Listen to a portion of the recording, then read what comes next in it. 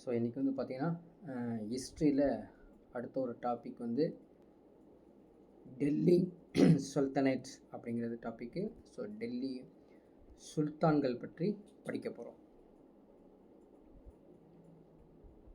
So Delhi சுல்தான்கள் அப்படிங்கும்போது TNPSC, TET, SSC, RRB, இதுவே வந்து சிபிஎஸ்சி ஸ்டூடெண்ட்ஸ்க்கு நிறையா புரியும். அதே மாதிரி ஸ்டேட் போர்டு ஸ்டூடெண்ட்ஸ்க்கும் இது புரியுங்க.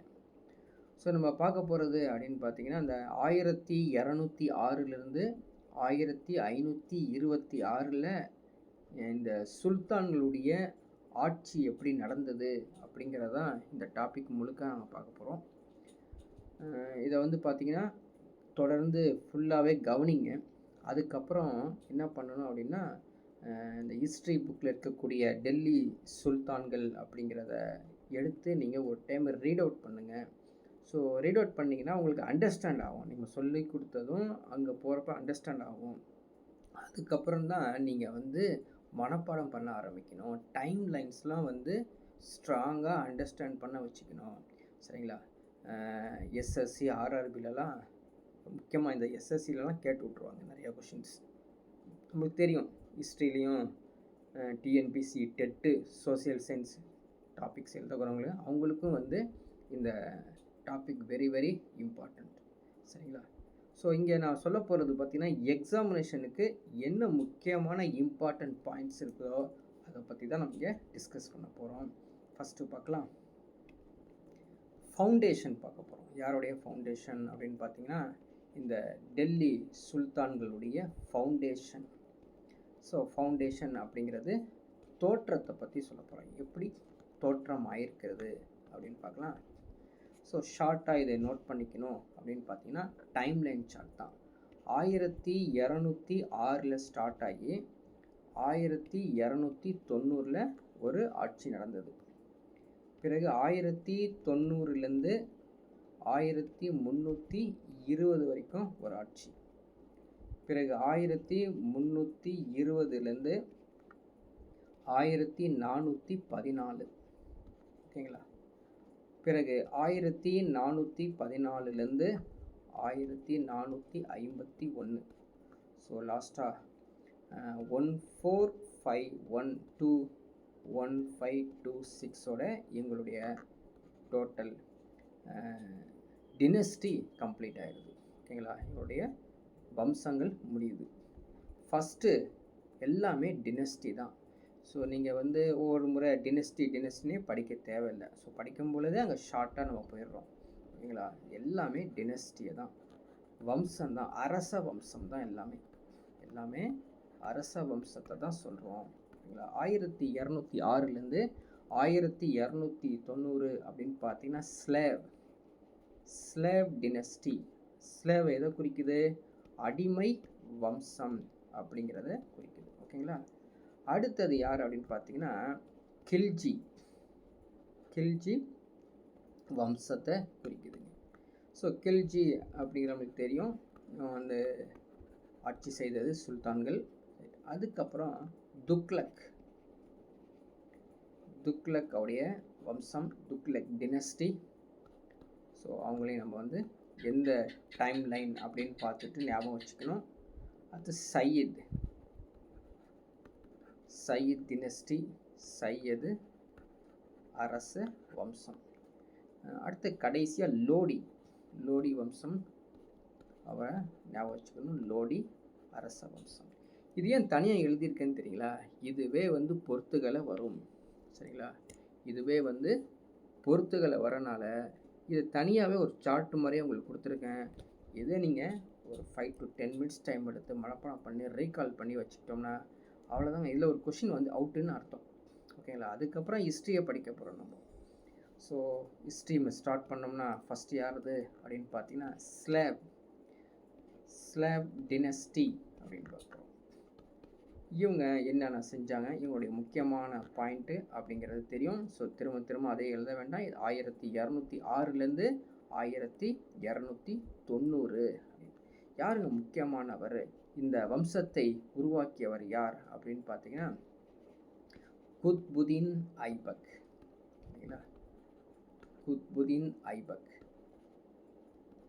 இவர் 1206லேருந்து இவருடைய ஆட்சி ஸ்டார்ட் ஆகி 1210 அதோட முடிஞ்சிருச்சு குத்புதீன் ஐபக். இந்த குத்புதீன் ஐபக் எங்கெங்க ஃபஸ்ட்டு அவருடைய ஆட்சி ஸ்டார்ட் பண்ணார் அப்படின்னு பார்த்தீங்கன்னா, அவருடைய ரூல் எங்கே இருந்தது அப்படின்னு பார்த்தீங்கன்னா லாகூர். அவ்வளோதான், இதுதான் கொஸ்டினே கேட்க போகிறான். ஸோ ஹிஸ்ட்ரி ரொம்ப இழுத்து ரொம்ப படித்தீங்கன்னா ரொம்ப அதிகமாக படிக்க வேண்டியது இருக்கும். ஷார்ட் ஆஃப் லாகூர். அப்போது லாகூரில் அவர் வந்து இந்த தன்னுடைய ரூலை ஸ்டார்ட் பண்ணான்னா கண்டிப்பாக இதுதான் வந்து அவங்களுடைய தலைநகரம். சரிங்களா, தலைநகரம் கேபிட்டல் அப்படிங்கிறது லாகூர். இவர் என்ன பண்ணுறாருன்னா கொஞ்ச நாள் கழித்து தன்னுடைய தலைநகரம் லாகூரை என்ன பண்ணுறாரு, டெல்லிக்கு மாற்றுகிறார். சரிங்களா, அதான் வந்து அடுத்த ஸ்டேஜில் போயிடுது. இவர் எங்கெங்கே ஆட்சி செஞ்சார் தெரியுங்களா? எங்கெங்கே? மத்திய மற்றும் மேற்கு சிந்து, மத்திய மற்றும் மேற்கு சிந்து மாகாணம்னு சொல்லுவாங்க இல்லையா, அந்த சிந்து பகுதியில் ஆட்சி செய்தார். பிறகு கங்கை சமவெளி, அதையும் ஞாபகம் வச்சுக்கணும். ஸோ கங்கைட்டிக் பிளான்ஸ் அங்கேயும் வந்து இவர் ஆட்சி செஞ்சுருக்காருங்க. கிட்டத்தட்ட ஒரு வட இந்தியா முழுக்க பல பகுதிகளை இவர் வந்து கைப்பற்றிருக்கிறார். அப்படிங்கிறதான் குத்புதீன் ஐபக்கை பற்றி நம்ம தெரிஞ்சுக்கிறது முக்கியமானது. இவர் வந்து பார்த்திங்கன்னா இவருடைய அச்சீவ்மெண்ட்ஸ் இல்லையா, இவருடைய அச்சீவ்மெண்ட்ஸ் அப்படின்னு சொல்ல போனோம்னா நிறைய மாஸ்க் கட்டியிருப்பாங்க, மசூதிகள் இவங்க வந்து கட்டியிருப்பாங்க. இன்னுமே அந்த மசூதிகள் காணப்படுது. எங்கே அப்படின்னா டெல்லியில் அந்த மசூதி இன்னும் இருக்கிறது. அந்த மசூதியுடைய பெயர் பார்த்திங்கன்னா குவத். சரிங்களா, குவத்துல் இஸ்லாம் அப்படின்னு சொல்லி ஒரு மசூதியை அவர் வந்து கட்டியிருக்கிறார். சரிங்களா, அந்த மஸ்ஜித்தை வந்து அவர் கட்டியிருக்காரு. இது வந்து இந்தியாவிலேயே மிகப்பெரியது. ஸோ இந்தியாவிலேயே மிகப்பெரிய ஒரு பள்ளி, அதாவது மசூதி என்று ஒரு பழமையான, மிகவும் பழமையான மசூதி, மிகப்பெரிய சொல்கிறல மிக பழமையான மசூதி அப்படின்னா இந்தியாவிலேயே இதுதான் குவத்துல் இஸ்லாம் அப்படிங்கிற மசூதி. இவர் அடுத்த ஒரு காரியம் செஞ்சுருக்காருன்னா தெரியுங்களா, குதுப்பினார். மறக்க முடியாது இல்லையா, இன்னுமே வந்து குதுப்பினாரை மறக்க முடியாது. குதுப்பினாரை இவர் கட்டவே இல்லை. என்ன செஞ்சாருங்க, அடிக்கல் தான் நாட்டினார். அடிக்கல். சரிங்களா, ஸோ அடிக்கல் நாட்டினார் Qutub Minar. He also laid the foundation of the Kudupinar, but he was unable to complete it. அதான் முக்கியமானது, அவரால் கட்ட முடியவில்லை. இவருடைய பட்டப்பெயர்கள், ஸோ பட்டப்பெயர் டைட்டில் என்ன அப்படின்னு பார்த்தீங்கன்னா, இவருடைய டைட்டில் லக் பக்ஷ் அப்படின்னு சொல்லுவாங்க. LAKH, லக் பக்ஷ். ஞாபகம் வச்சுங்க, இவருடைய டைட்டில் பேர் வந்து லக் பக்ஷ் அப்படின்னு சொல்லுவாங்க. ஸோ லக் பக்ஷ் தான் இவருடைய பட்டப்பெயராக இருக்குதுங்க. இவர் வந்து எந்த விளையாட்டில் ரொம்பவும் ஆர்வம் கொண்டவர் அப்படின்னா போலோ விளையாட்டு. போலோ தெரியுங்களா, ஒரு கையில் வந்து குச்சி வச்சுக்கிட்டு தன்னுடைய குதிரையில் உட்காந்து அவர் வந்து பாலை அப்படியே தள்ளி தள்ளி கொண்டு போய் ஒரு குழியில் தள்ளி விடுறது தான் போலோவுடைய விளையாட்டு. இது வந்து பார்த்திங்கன்னா ஒரு கிராஸ் லேண்ட்ஸில் இருக்கும். குதிரையில் இவர் இருக்கும்போது, இந்த போலோ விளையாண்டு இருக்கும் பொழுது என்னது, குதிரையிலேருந்து தவறி விழுந்து 1210 அவர் வந்து இறந்துடுறாரு. ஸோ இதோட குத்புதீன் ஐபக் அப்படிங்கிறவுடைய ஆட்சி முடிஞ்சிருது. ஓகேங்களா, அடுத்த ஸ்லேவ் டினஸ்டியில் அடுத்த வந்து பார்த்திங்கன்னா யார் வராங்க அப்படின்னா 1210லேருந்து 1236 வரைக்கும் அடுத்த ஒருத்தர் ஆட்சி செய்கிறதுக்கு வராரு. அவர் பெயர் இல்துமிஷ்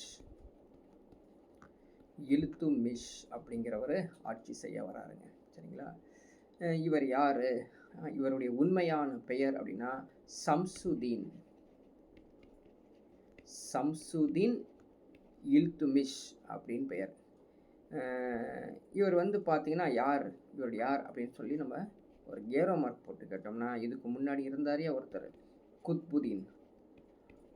ஸோ குத்புதீன் ஐபக்குடைய பையன்தான் இவர், அவருடைய மகன். குத்புதீன் அவனுடைய மகனாக இருந்தவர் தான் இந்த சம்சுதீன் இல்துமிஷ் ஆட்சிக்கு வராரு, கண்டினியூட்டியாக சக்ஸஸராக வராருங்க. இவர் வந்து வந்தார் இல்லைங்களா? இப்போ தில்லியை வந்து அந்த ஆட்சி செய்வதற்கு என்ன பண்ணுறாருன்னு பார்த்தீங்கன்னா, இவர் 40 குழு, சரிங்களா? 40 குழு, 40 பேர் கொண்ட ஒரு குழு வச்சு ஆட்சி செய்கிறாருங்க இவர். இவர் வந்து பார்த்தீங்கன்னா, இவர் ஆட்சி செய்ய வரும் பொழுது நிறைய கன்ஃபியூஷன்ஸ் இருந்தது. இன்னும் சொல்லப்போனால் கயாஸ்ன்னு சொல்லுவாங்க. கயாஸ் அப்படி இருக்குது. குழப்பங்கள் அதிகமாக இருக்குது. இன்னும் இங்கிலீஷில் சொல்லப்போனால் இன்டர்னல் ரெபெலியன்ஸ் இருக்குதுங்க. நிறையா வந்து உள்நாட்டு குழப்பங்கள் இருந்தது. எங்கெங்க அந்த உள்நாட்டு குழப்பங்கள் இருந்தது அப்படின்னா, குவாலியர், சரிங்களா? குவாலியரில் இருந்தது. ரான்தம்பூர், அஜ்மீரில் ப்ராப்ளம் இருந்தது. ஜலோர், சரிங்களா? ஜலோர் அப்படிங்கிற ஊர்லலாம் நிறைய குழப்பங்கள் இருந்தது. யாருடைய குழப்பங்கள் அப்படின்னு பார்த்தீங்கன்னா, ராஜபுத்திரர்கள். இதுக்கு முன்னாடி ஆட்சி செய்தவர்கள் ராஜபுத்திரர்கள் இருக்காங்க இல்லையா? ராஜபுத்திராஸ், அவங்களுடைய குழப்பங்கள், இன்டர்னல் ரெபெலியன்ஸ் நிறையவே இருந்தது. இவர் வந்து பார்த்தீங்கன்னா, லாகூரிலும் முல்தானிலும் நசிருதீன் குப்பாச்சா, நசிருதீன் குப்பாச்சா எந்தெந்த பிளேஸ் பாருங்கள். 2 பிளேஸ் முக்கியமானது. ஒன்று வந்து லாகூருங்கிறது கண்டிப்பாக நம்ம ஊர் கிடையாது இப்போதைக்கு, அங்கே வந்து பாகிஸ்தான். ஸோ லாகூர், அதுக்கப்புறம் முல்தான், இந்த 2 ஊரில் என்ன அப்படின்னு பார்த்தீங்கன்னா, நசிருதீன் குப்பாச்சா அப்படின்னு சொல்லி ஒருத்தர் இருக்கார். அவர்கிட்ட நிறைய அந்த படையை எதிர்த்து போரிடுவது ஒரு பெரிய கஷ்டமான வேலையாக இருந்துச்சு. அதை எதிர்த்து போரிட்டு இவர் வென்றவர் தான் இந்த இல்துமிஷ். அதுக்கப்புறம் வந்து இவர் ஆட்சி காலத்தில் இன்னொரு பிரச்சனை இருந்தது, வங்கம். ஸோ பெங்கால் இல்லையா? ஸோ வங்கமில் ஒரு ஆளுநர் இருந்தாருங்க. அந்த ஆளுநர் இவருக்கு ரொம்பவே பிரச்சனையாகவே இருந்தார். அந்த ஆளுநர் பெயர் வந்து அலிவர்தீன் என்ன பண்ணுவார்னா, ஏதாவது ஒரு சதி, கான்ஸ்பிரசி ரெடி பண்ணிக்கிட்டே இருப்பார். The frustrated conspiracy of Alivardi, the governor of Bengal. இதை வந்து அவர் முறியடிப்பாருங்க, ஃப்ரஸ்ட்ரேட் பண்ணிடுவார் அவர். அந்த அளவுக்கு இவர் திறமை வாய்ந்தவராக இருந்தார். இவருடைய ஆட்சி காலத்தில் அடுத்த ஒரு பிரச்சனை அப்படின்னா, வெளிநாட்டிலிருந்து ஒரு பிரச்சனை. யார்? மங்கோலியர்கள். ஸோ மங்கோலியரை சேர்ந்த இந்த செங்கிஸ்கான்லாம் இருக்காங்க பார்த்தீங்களா, அவங்க வேற. மங்கோலிய செங்கிஸ்கான் இல்லையா? செங்கிஸ்கான் இவங்க என்ன பண்ணுவாங்க அப்படின்னு பார்த்தீங்கன்னா, போர் எடுத்துட்டு, அதாவது இன்வேஷன் ஆவாங்க, உள்ளே வந்து படையெடுத்து வந்துக்கிட்டே இருப்பாங்க, சரிங்களா? இது வந்து பார்த்தீங்கன்னா, இந்த மங்கோலியர்கள் செங்கிஸ்கான் படை உள்ளே வரும் பொழுது இவர் என்ன பண்ணுவார், இல்துமிஷ் அப்படின்னு பார்த்தீங்கன்னா, இவர் வந்து ஜலாவுதீன் அப்படின்னு ஒருத்தர் வச்சுருந்தார். ஜலாவுதீன் அவருக்கும் இந்த இவருடைய படை, எது செங்கிஸ்கானுடைய படையுடைய ஒருத்தர் இருந்தார். யாருன்னா சுவாரிஷ்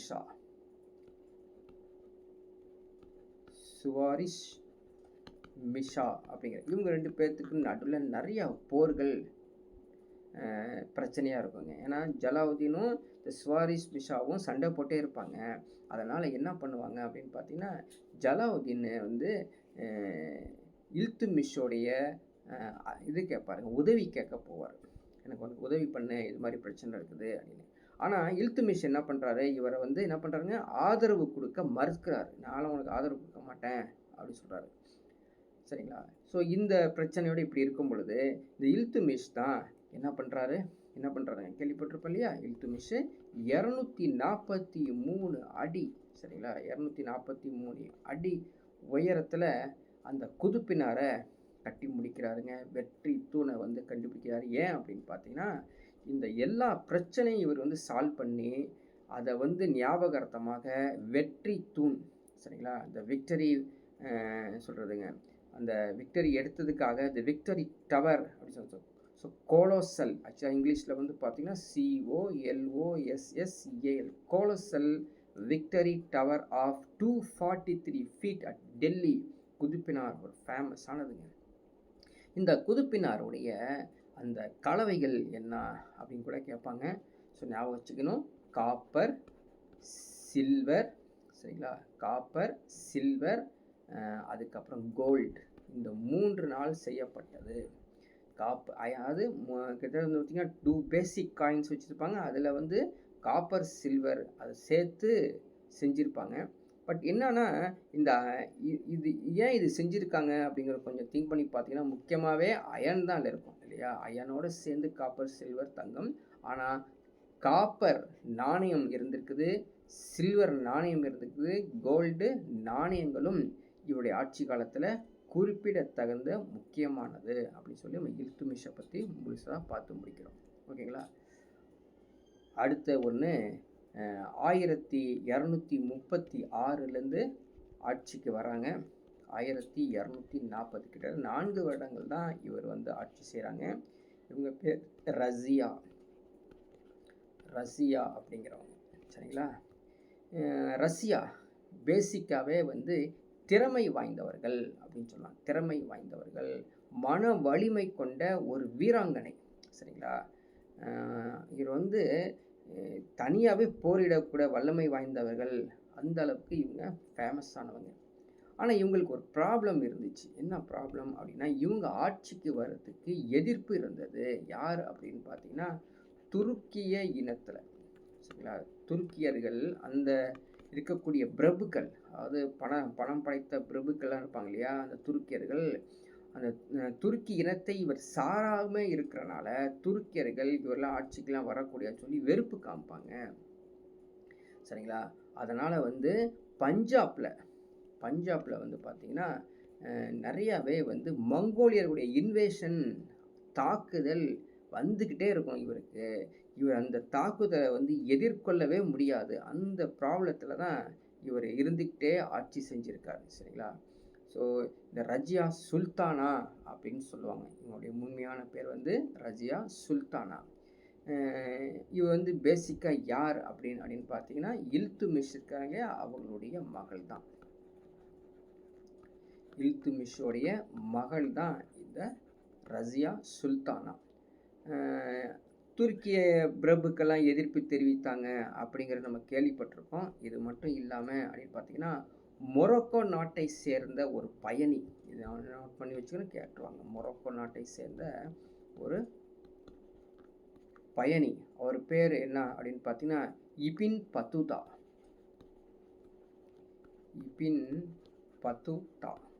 இந்த இபின் பத்துதா அவர் சொல்கிறாரு, குதிரை மீது ஆண்கள் சவாரி செய்வது போல் கையில் வில் அம்புடன் அரசு பரிவாரங்கள் சூழ ரஷ்யா சவாரி செய்தார் அப்படின்னு சொல்லி அவருடைய ரைட்டிங்கில் எழுதுறாரு. அப்படின்னா அவர் எவ்வளோ வந்து அவங்க வந்து திறமை வாய்ந்தவராக இருந்தாங்க அப்படிங்கிறத தெரிஞ்சுக்கணும்.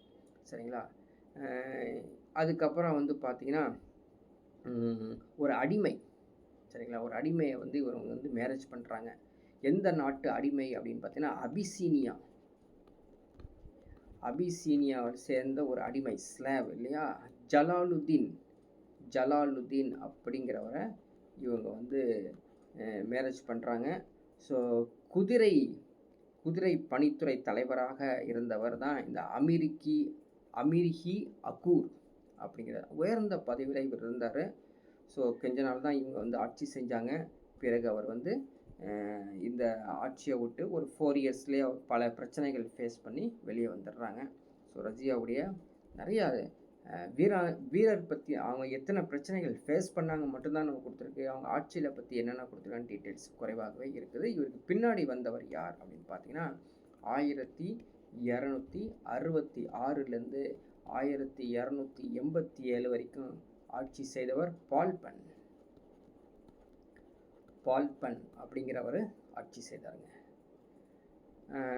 பால்பன் வரைக்கும் யார், இல்துமிஷ்லேருந்து ஆரம்பித்து பால்பன் வரைக்கும் நம்ம ஏற்கனவே ஒன்று பார்த்தோம் இல்லைங்களா, 40 அப்படிங்கிற ஒன்று பார்த்தோம். 40 என்னது, 40 குழு அவர் என்ன பண்ணுறாருங்க, அபாலிஷ் பண்ணுறாரு. அதெல்லாம் கிடையாது, எடுத்துடுறாரு அவர்.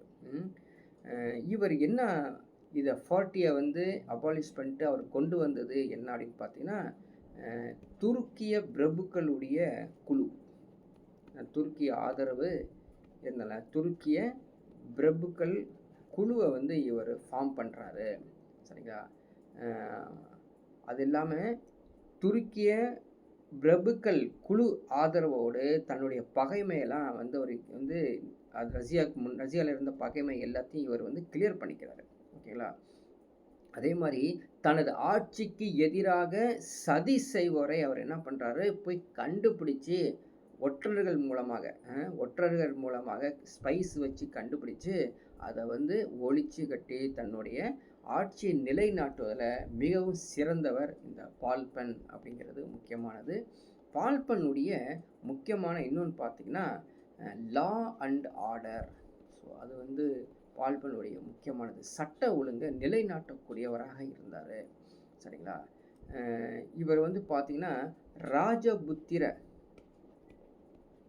ராஜபுத்திர ஜமீன்தார்கள் கோட்டைகள்லாம் இருக்கு பார்த்தீங்களா, அதெல்லாம் அமைக்கிறாருங்க. ஜமீன்தாருடைய கோட்டைகள்லாம் இவர் வந்து அமைக்கிறாரு. இது ஒன்று. அதே மாதிரி இந்த ராஜபுத்திரர்களுடைய சில பேர் வந்து இந்த சுல்தானாக இருக்கக்கூடிய இந்த பால்பன் இருக்காருங்களா, அவருடைய ஆர்டர்ஸை வந்து மீறிடுவாங்க. நம்ம ஆர்டர்ஸை வந்து ஃபாலோ பண்ண மாட்டாங்க. ஸோ இப்படிலாம் இருக்கும் பொழுது தான் அவர் லா அண்ட் ஆர்டரை கொண்டு வராருங்க. சரிங்களா? வடமேற்கில் மேவாரை சுற்றிய அடர்ந்த காட்டு பகுதியில் வாழ்ந்த மியாங்கிற ஒரு இஸ்லாமிய சமூகம் கொலையிலையும் கொள்ளையிலையும் ஈடுபடுவாங்களாம். மியா அப்படிங்கிற ஒரு இஸ்லாமிய சமூகம் எங்கே இருந்தாங்க? ஸோ நார்த் வெஸ்ட் மேவாரில் இருந்தாங்க. அவங்க காட்டு பகுதியில் இருந்து இவங்க என்ன பண்ணுவாங்க அப்படின்னு பார்த்தீங்கன்னா கொலையிலையும் கொள்ளையிலையும் ஈடுபட்டிருந்தாங்க நம்ம. ஸோ இதையும் அவங்க வந்து ஒரு ரூல்ஸ் அண்ட் ரெகுலேஷன் கொண்டு வந்து பால்பன் முறியடிச்சிருக்காரு அப்படிங்கிறத நம்ம தெரிஞ்சுக்கலாம். அடுத்த ஒருத்தர் பார்த்தீங்கன்னா துக்ரில்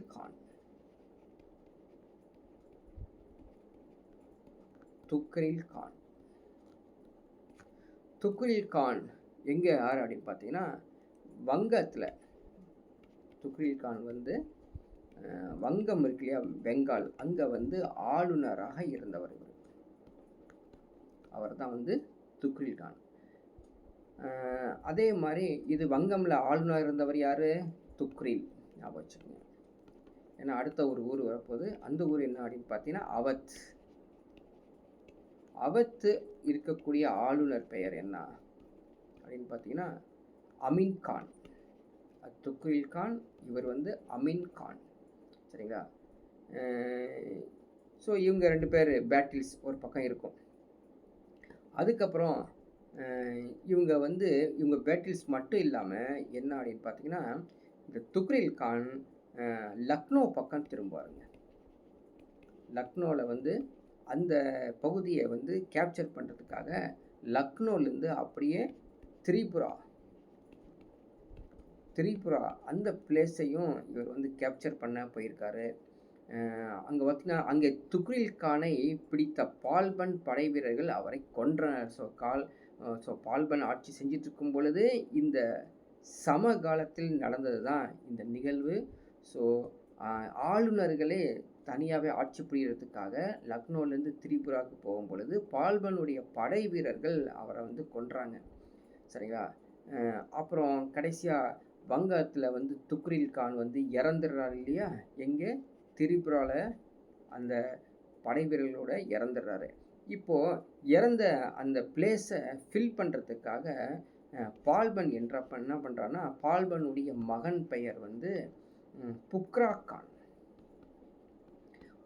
கானை தான் பால்பன் ஆளுநர், அதாவது வங்கத்தில் ஆளுநராக அவர் அப்பாயின்மெண்ட் பண்ணுறாருங்க. சரிங்களா? ஸோ அப்படியே அந்த ஹிஸ்ட்ரி போயிட்டுருக்குது. அதே மாதிரி ஈரானில் எடுத்துட்டிங்கன்னா ஈரானுடைய மங்கோலிய பொறுப்பில் இருந்த ஆளுநர் செங்கிஸ்கானின் பேரன். சரிங்களா? செங்கிஸ்கானுடைய பேரன் பெயர் என்ன அப்படின்னு பார்த்தீங்கன்னா ஹூலுக் கான்.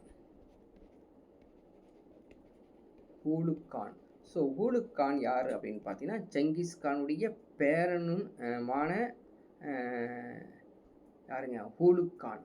அவர்கிட்ட இந்த பால்பன் ஒரு அவர் சுமூகமான உறவு வச்சுருந்தார். ஸோ ஒரு பாசிட்டிவான அது மாதிரி இருக்கிறனால என்ன பண்ணுவாங்க, இன்வேஷன் இல்லாமல் இருப்பாங்க.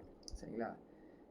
அதுக்கப்புறம் வந்து பார்த்திங்கன்னா 1255 1255 தில்லிக்கு ஒரு நல்லெண்ணெய் குழுன்னு சொல்லுவாங்க. ஸோ குட்வில் மிஷன் அப்படின்னு சொல்லுவாங்க. ஸோ ஒரு குட்வில் மிஷனை வந்து அனுப்புகிறாங்க. ஒரு குழு அனுப்புகிறாங்க. நம்ம வந்து போய் ஜஸ்ட்டு ஒரு நல்ல எண்ணம் படி ஃப்ரெண்ட்லியாக பேசிக்கலாம் அப்படின்ற மாதிரி அனுப்புகிறாங்க. ஏன்னா எப்போ பார்த்தாலும் மங்கோலியோட படையெடுப்பு இருக்கும் பொழுது இது மாதிரி நல்லது நடக்கும்போது ஒரு சிறப்பான நிகழ்வு தான் அப்படின்னு. அதுக்கப்புறம் என்ன பண்ணுறாங்க, மங்கோலிய தாக்குதலிருந்து நம்ம காப்பாற்றுறதுக்கு அடுத்த ஒரு பால்பன் எடுக்கக்கூடிய முயற்சி என்ன அப்படின்னா, அவனுடைய இன்னொரு மகன், பால்பனுடைய இன்னொரு மகன் யார் அப்படின்னு பார்த்தீங்கன்னா முகமது கான். ஸோ முல்தானுக்கு ஆளுநர் ஆக்கிறாரு. சரிங்களா. முல்தான் ஆளுநராக பால்பன் ஆக்கிறாருங்க. ஸோ இது ரெண்டும் பிரச்சனையை வந்து கொஞ்சம் சால்வ் பண்ணிடுறாங்க. ஸோ இது வரைக்கும் நம்ம வந்து அந்த பால்பனுடைய அந்த ஸ்லேவ் டினஸ்டி சம்மந்தப்பட்டது பார்த்தோம். அடுத்த ஸ்லேவ் டினஸ்டிக்கு அப்புறம் அடிமை வம்சத்துக்கு அப்புறம் அடுத்தது வந்து பார்த்திங்கன்னா 1290 1320 வரைக்கும் ஆட்சி செய்த யார், கில்ஜி வம்சம்.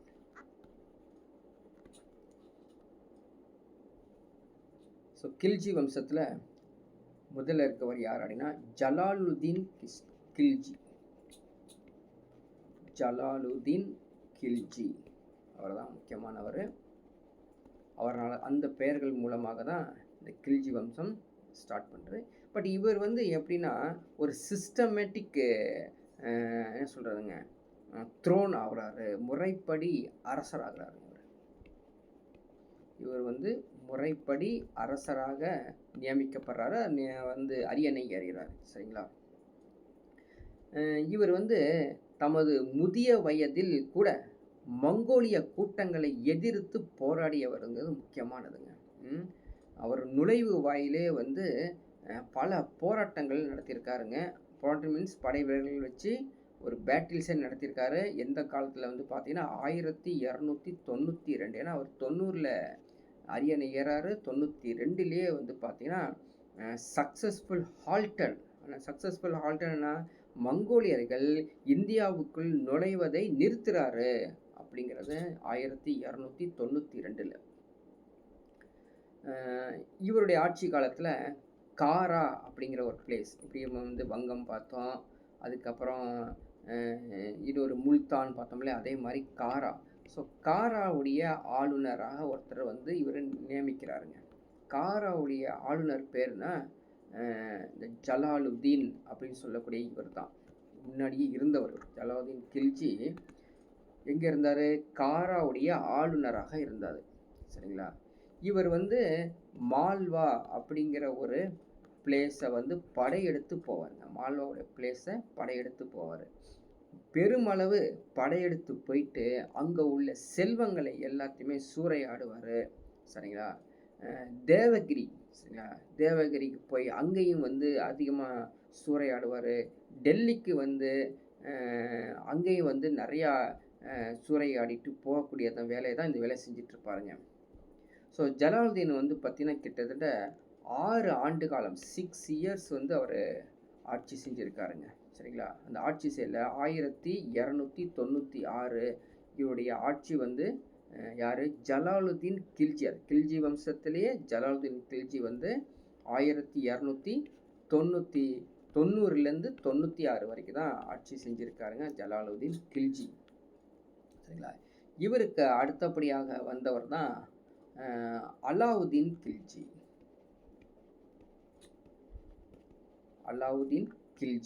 ஸோ அலாவுதீன் கில்ஜி ஆட்சி செய்த டைம்லைன் அப்படின்னு பார்த்தோம்னா 1296 1316 வரைக்கும் அலாவுதீன் கில்ஜி ஆட்சிகளை செய்தார். ஸோ இவருடைய ஆட்சி காலத்திலையும் என்ன அப்படின்னா அதிகமான எதிரிகள் தில்லியில் வந்து இன்வேஷன் ஆகிட்டே இருப்பாங்களாமா.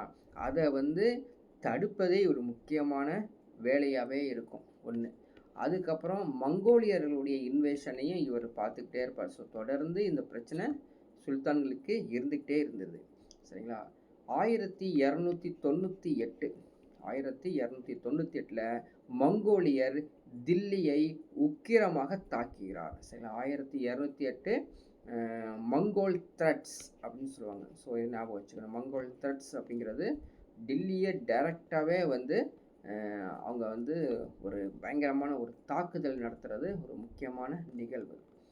1305 சரிங்களா? தோப் சமவெளி அப்படின்னு சொல்லுவாங்க. தோஆப் பிளைன்ஸ் இல்லையா? தோப் ரீஜியன் சொல்லுவாங்க. தோப் சமவெளியில் மீண்டும் மங்கோலியர்கள் நுழைஞ்சு தாக்குதலை இவர் தடுத்திருக்காரு. அதுக்கப்புறம் 1307 1308 சரிங்களா? கடைசி தாக்குதலாக இருந்ததாமா. யார்? மங்கோலியருடைய கடைசி தாக்குதல் அப்படின்னா ஒரு மிக பிரமாண்டமான தாக்குதல். ஸோ இது மெர்சிலெஸ்ஸாக இருந்துச்சாமா. ஸ்லாட்டர்ட் தெம் மெர்சிலெஸ் சொல்கிறாங்க. இதில் வந்து நிறைய பேர் இறந்தாங்க அப்படிங்கிறது ஒரு முக்கியமானது. அவங்க வந்து கிட்டத்தட்ட லாஸ்ட் மேஜர் மங்கோல் இன்க்ரஷன் சொல்லுவாங்க. இதுக்கு வந்து பார்த்தீங்கன்னா இங்கிலீஷில் இன்கர்ஷன்ஸ் CURSION இன்கர்ஷன் அப்படிங்கிறது இந்த லாஸ்ட் இன்கர்ஷன் டுக் பிளேஸ் இன் மேஜராக இருந்துக்குது மங்கோலியர்களுடைய. சரிங்களா? இது மாதிரி இருந்த இவங்க அலாவுதீன் கில்ஜி அவருடைய இராணுவம் எப்படி இருந்தது? ஆர்மி. சரிங்களா? ஆர்மின்னு சொல்கிறத விட இவங்களுக்கு வந்து இன்னொரு நேம் சொல்லலாம் மிலிட்ரி கேம்பெயின் சொல்லலாம். மிலிட்ரி கேம்பெயின் ஒரு 4 பிளேஸில் மிலிட்ரி கேம்பெயினை ஃபிக்ஸ் பண்ணியிருந்தார். பாருங்கள், குஜராத், அதுக்கப்புறம் வந்து ரத்தன்பூர். ஸோ ரத்தம்பூரில் வச்சுருந்தார். சித்தூர், மால்வா. ஸோ இந்த பிளேஸில் தான் அவர் வந்து தன்னுடைய இராணுவ தாக்குதல் வந்து செஞ்சுருக்காரு அப்படின்னு பார்க்கலாம். இது வந்து இயர் வந்து பார்த்தீங்கன்னா 1299லேருந்து 1300. ராந்தம்பூர் அப்படிங்கிறது 1301 ஏற்பட்ட தாக்குதல். சித்தூர்லேருந்து 1303, மால்வாவில் 1305. ஸோ டைம்லைன் சார்ட்டு சிறப்பாக ஞாபகம் வச்சுக்கோங்க. இது மட்டும் இல்லாமல் தேவகிரிலையும் தாக்குதல் நடத்தியிருக்காங்க. தேவகிரி தாக்குதல் அப்படின்னு பார்த்தீங்கன்னா எப்பப்போ 1296, 1307, 1314 இந்த டேட்லாம் ஞாபகம் வச்சுக்கணும். சரிங்களா? அதுக்கப்புறம் வந்து இன்னொரு முக்கியமான ஒரு நிகழ்வு 1309 இந்த தாக்குதல் அப்படின்னு பார்த்தீங்கன்னா யார்? அலாவுதீன் கில்ஜி யாரை வந்து தாக்குதல் பண்ணியிருக்காரு அப்படின்னு பார்த்தீங்கன்னா பிரதாப் பருத்ரா தேவா. இவர் யாருன்னு? தெலுங்கானா சேர்ந்தவர். தெலுங்கானாவில் வாரங்கல் அப்படிங்கிற ஒரு பிளேஸில் காக்கித்திய அரசர். இவர் பேர் என்னங்க? காக்கித்திய அரசர். இவர் யார்? பிரதாப பருத்ரா தேவா. ஸோ வாரங்களில் இருந்த காக்கித்திய அரசரை வந்து 1309 தோற்கடிக்கப்படுறார், டிஃபீட் பண்ணிடுறாரு அலாவுதீன் கில்ஜி. சரிங்களா? 1310 வந்து ஹொய்சாளர்கள் சொல்கிறோம் இல்லையா? அந்த ஹொய்சாளர்களையும் இவர் வந்து தோற்கடிக்கிறாருங்க. ஏன்னா அந்த இன்வேஷனில் இருந்து அதையும் வந்து இவர் தோற்கடிக்கிறாரு. ஸோ தில்லியை வந்து தன்னுடைய கண்ட்ரோலில் சிறப்பாக வச்சுருந்தவர் இந்த அலாவுதீன் கில்ஜி. நாட் ஒன்லி அவர் வந்து இது மாதிரி பேட்டில்ஸில் வந்து சிறந்தவர் மட்டும் இல்லாமல், அலாவுதீன் கில்ஜியை பற்றி சொல்லணும் அப்படின்னா இவருடைய இன்டர்னல் ரீஃபார்ம்ஸ். சரிங்களா? இன்டர்னல் ரீஃபார்ம்ஸ் அது முக்கியமானதுங்க. என்ன இன்டர்னல் ரீஃபார்ம்ஸ்? அவருடைய அலாவுதீன் உள்நாட்டு சீர்திருத்தங்கள் என்னென்னா அப்படின்னு கூட 10th ஸ்டாண்டர்ட்லாம் கேட்பாங்க. சரிங்களா? நமக்கு அப்படி கேட்க மாட்டாங்க. ஸோ சீர்திருத்தங்கள் என்ன அப்படிங்கிறது நம்ம தெரிஞ்சு வச்சுக்கணும். என்னென்னா சீர்திருத்தங்கள் அப்படின்னா ஃபஸ்ட்டு பார்க்கலாம். மேரேஜ் அலைன்ஸ் ஸ்டார்ட் பண்ணுவாருங்க. திருமண உறவுகள். சரிங்களா? திருமண உறவுகள் எப்படி செஞ்சுருக்காரு அப்படின்னு பாருங்கள். திருமண உறவுகள் வந்து பரிசா, கவோ, சரிங்களா? அது இல்லாம மதம் சார்ந்த அறக்கட்டளை வச்சு, தன்னுடைய சொத்து உரிமைகள வந்து கொண்டு வந்து, அ அதன் கீழ வந்து நீங்க மேரேஜ் பண்ணணும். அந்த சொத்துரிமைகள் கீழ வந்து மேரேஜ் பண்ணணும் அப்படின்னு சொல்லி சுல்தான் நேரடியாக ஆணையிட்டிருக்கிறார் அப்படிங்கிற டைரக்ட்டாவே அவர் ரிஃபார்ம்ஸ் கொண்டு வந்திருக்காரு. சரிங்களா? ஸோ என்னன்னா பரிசா அப்படின்னு நோட் பண்ணிக்கங்க. ஸோ பரிசா, கவோ அது மட்டும் இல்லாம மதம் சார்ந்த சரிங்களா? மதம் சார்ந்த அறக்கொடைகள்லாம் வச்சு சொத்துரிமை அடிப்படையில் கிராமங்களை மீண்டும் அரசு அதிகாரியின் கீழ் கொண்டு வர சுல்தான்கள் வந்து ஆணையிட்டிருக்காரு. கிராம அலுவலர்கள் அமைச்சிருக்காரு. அதே மாதிரி பரம்பரை கிராம அலுவலர்களையும் தடை செஞ்சிருக்காரு. ஊழல்களை வந்து தடை செஞ்சிருக்காரு. ஸோ இதனுடைய அவர் காலத்தில் இருந்த பிரச்சனைக்கு இருந்த அந்த ரிஃபார்ம்ஸ் வந்து சொல்கிறாங்க. சரிங்களா? வேறு என்ன ரிஃபார்ம்ஸ் அப்படின்னு பார்த்தீங்கன்னா முக்கியமானது இந்த மது. சரிங்களா?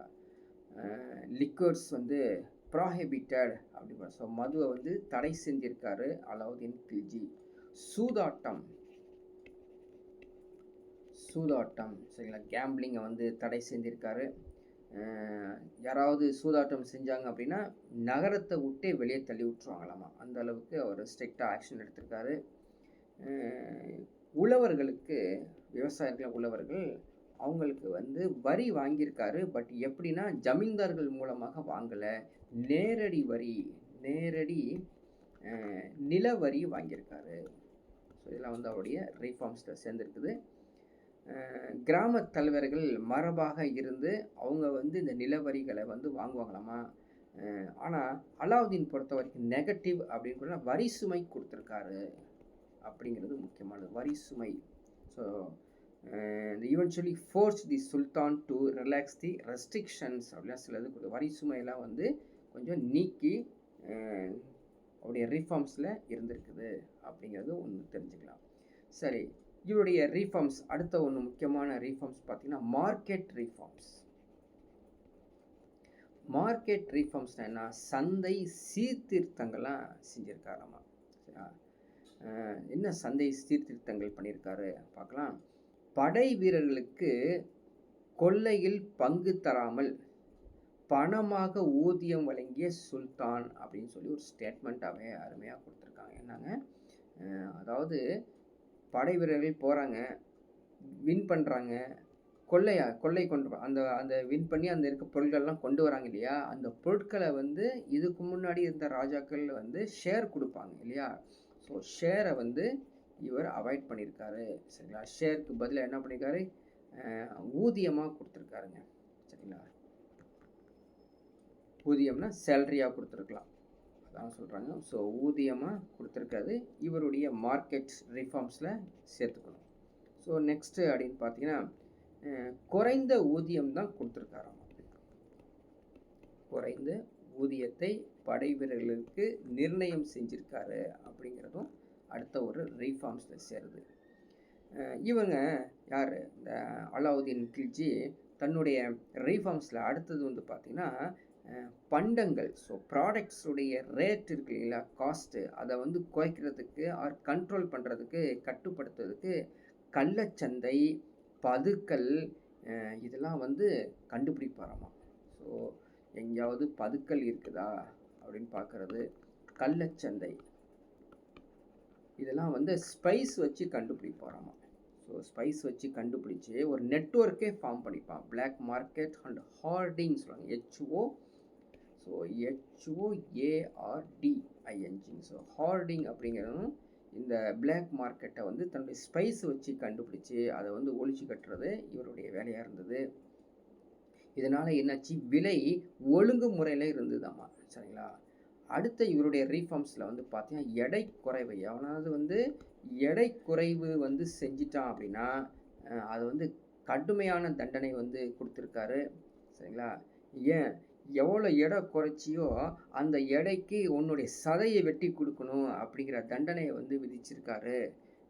இந்த தண்டனை அனைவருக்கும் அந்த இருக்கக்கூடிய அந்த மார்க்கெட்டில் இருக்கக்கூடிய ட்ரேடர்ஸ்க்கு முன்னாடியே நீ வந்து சதையை அறுத்து வெயிட் போட்டு கொடுத்துரு. சப்போஸ் ஒருத்தர் வந்து 50 கிராம்ஸ் குறைவாக கொடுத்தா 50 கிராம்ஸ் சதையை வந்து அறுத்து கொடுக்கணும் அப்படிங்கிற ஒரு ரீஃபார்ம்ஸ்லாம் செஞ்சவர் தான் இந்த அலாவுதீன் கில்ஜி. ஓகேங்களா. ஸோ நெக்ஸ்ட் ஒன் அப்படின்னு பார்த்தீங்கன்னா துக்ளக் வம்சம். ஓகேங்களா.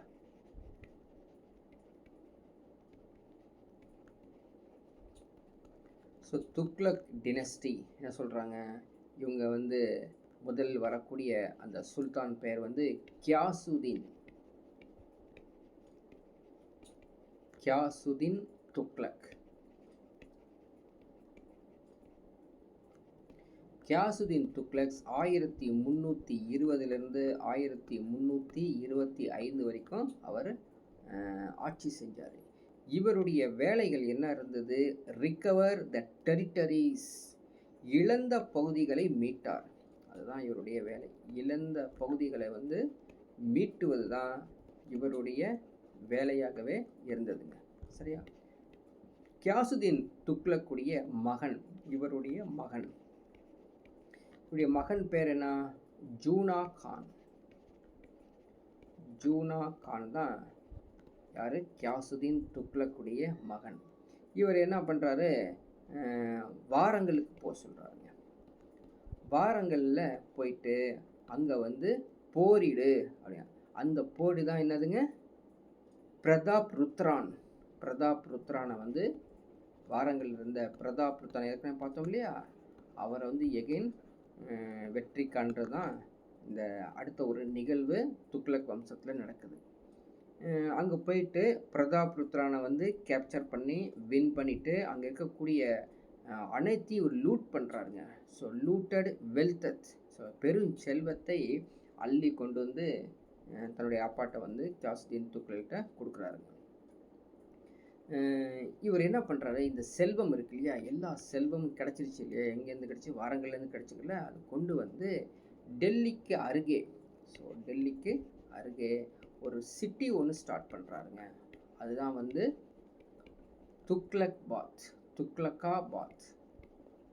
துக்ளக்காபாத் அப்படிங்கிற ஒரு சிட்டியை, புதிய ஒரு நகரத்தை அடிக்கல் நாட்டுறாருங்க. இப்படி இருக்கும் பொழுது இந்த ஜுனா கான் என்ன பண்ணுறாரு, தன்னுடைய அப்பா கியாசுதீன் துக்ளக்கை அசாசினேட் பண்ணிடுறாருங்க, கொலை செய்து விடுறார். ஸோ கொன்று அந்த பகுதியை வந்து அந்த அந்த அந்த ஆட்சியை இவர் வந்து எடுத்துக்கிறாரு. ஸோ ஜுனாகன் கலையா அவர் என்ன பண்ணுறாரு, ஜுனாகன் பெயரில் ஆட்சி செய்வதில் முகமது பின் துக்ளக் அப்படிங்கிற ஒரு நேமில் அவர் வந்து அரியணை ஏறாரு 1325. ஸோ இப்படி அவங்க வந்து முகமது பின் துக்ளக் அப்படிங்கிறவர் ரொம்ப ஃபேமஸாக இருந்தவர் அப்படின்னு நமக்கு தெரியும். ஸோ அவரை பற்றி பார்க்கலாம். முகமது பின் துக்ளக் இவர் எத்தனை வருஷம் ஆட்சி செஞ்சுருக்காரு அப்படின்னு பார்த்தோம்னா 1325 சரிங்களா, 1325. ஸோ அதுலேருந்து 1351 வரைக்கும். ஸோ டைம்லைன் வந்து வெரி வெரி இம்பார்ட்டன்ட், நோட் பண்ணிக்கோ. ஸோ முகமது பின் துக்ளக் யாருங்க அப்படின்னு கொஞ்சம் திங்க் பண்ணி பார்த்தோம்னா, பேசிக்கலி எஜுகேட்டட், அவர் கற்றவர். அவர் யாருங்க, நிறைய படித்தவர், கற்றவர், நற்பண்பு நிறைந்தவர் சரிங்களா, நற்பண்பு நிறைந்தவர், திறமை வாய்ந்த அரசர். அதனால தான் அவர் சுல்தான்களே ஃபேமஸான ஒரு அரசர் சரிங்களா. பட் இவர்கிட்ட நெகட்டிவ் என்ன தெரியுமா, இரக்கமற்றவர், மெர்சிலெஸ், இரக்கமற்றவர் சரிங்களா, கொடூரமானவர், மெர்சிலெஸ், க்ரூவல், அன்ஜஸ்ட். ஸோ கொடூரமானவர், நியாயமற்றவர். ஸோ மூணுமே மோசமான ஒரு பண்பு தான். ஸோ இது மாதிரி இவர் இருந்தவர். இவர் மீரட் அப்படிங்கிற, மீரட் எங்கே இருக்குது, டெல்லிக்கு பக்கத்தில் இருக்குது. ஸோ மீரட் வரைக்கும் தன்னுடைய படைகளை கொண்டு போய் திறமையாக மங்கோலியர்களை விரட்டியிருக்காரு. இதே வேலையாக இருக்கும். இவங்க ஃபுல்லாகவே மங்கோலியர்களை வந்து திறமையாக பின்வாங்க செஞ்சுருக்காரு. இவர் பேசிக்கலி எப்படிங்க அப்படின்னா இன்னோவேட்டர்னு என்னது? முற்போக்கு சிந்தனையாளர். சரிங்களா? முற்போக்கு சிந்தனையாளர் கொண்டவர் தான் முகமது பின் துக்ளக். இவர் ஒரு வேலை செஞ்சிடறாரு. என்ன செய்கிறாரு?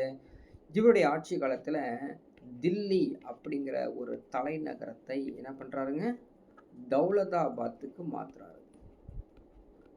தௌலதாபாத். ஸோ கொஷின் கேட்பாங்க இல்லையா? டெல்லியிலேருந்து தௌலதாபாத்துக்கு தன்னுடைய தலைநகரை மாற்றியவர் எந்த சுல்தான் பேர் அப்படின்னு பார்த்தீங்கன்னா இவர் யார்? முகமது பின் துக்ளக். இது வந்து மக்களிடையே இவர் எடுத்த முயற்சி துணிவான முயற்சி. சரிங்களா? அப்படின்னு வருது ஒரு பேர் வாங்கினார். மகாராஷ்டிராவில் தேவகிரி அப்படிங்கிற பிளேஸில் முகமது பின் துக்ளக் சூட்டிய மறுபெயர் வந்து தௌலதாபாத். சரிங்களா? தௌலதாபாத் அப்படிங்கிற ஒரு பேரை வந்து இவர் வந்து சூட்டியிருக்காரு. இவர் அடுத்தது டெல்லியிலேருந்து என்ன பண்ணுறாரு? நேராக இவருக்கு ஆசை சவுத் இந்தியாவுக்கு வரணும் அப்படிங்கிறது தான் ஆசை. ஸோ தென்னிந்தியாவை ஆளணும் அப்படின்னு. ஆனால் தென்னிந்தியாவை difficult to rule South India from Delhi அப்படிங்கிறத வந்து அவர் அண்டர்ஸ்டாண்ட் பண்ணியிருந்தார். சரிங்களா? அதுக்கப்புறம் இவருடைய ஆட்சி காலத்தில் நிறைய நாணயங்கள் கரன்சிஸ்லாம் விட்டுருக்காருங்க. நாணயங்கள் எப்படி விட்டுருக்காரு அப்படின்னா பரிசோதனை அடிப்படையில். ஸோ விட்டு பார்க்கலாம் எப்படி இருக்குன்னு பார்க்கலாம். அது மாதிரி பரிசோதனை அடிப்படையில். So introduction of token currency. இதுக்கு பேர் என்ன இங்கிலீஷில்? Token currency. எப்படி அந்த நாணயம் இருந்துச்சு, எந்த நாட்டினுடைய மாடலில் இருந்துச்சு அப்படின்னா சீனா மற்றும் ஈரான் இந்த மாடலில் நாணயங்களை விட்டார். இந்தியாவில் நாணயங்களின் மதிப்பு அதிலிருந்து வெள்ளி முக்கியமானது. ஸோ நாணயங்கள் மதிப்பு வெள்ளியை பயன்படுத்தி நாணயங்கள் விட்டுருக்காரு. ஸோ இதெல்லாம் வந்து பார்த்திங்கன்னா துக்ளக்குடைய ஆட்சி காலத்தில் நாணயங்கள் வந்து சில்வர் கண்டென்ட்டில் பேஸ்ட் ஆன் சில்வர் கண்டென்ட்டில் இருந்தது அப்படிங்கிறது தெரிஞ்சுக்கலாம். சரி, வெள்ளி மட்டும்தான் விட்டுருக்காருன்னா இல்லை, பிரான்ஸ்லையும் விட்டுருக்காரு, வெண்கலத்துலேயும் நாணயங்கள் வந்து விட்டுருக்காங்க.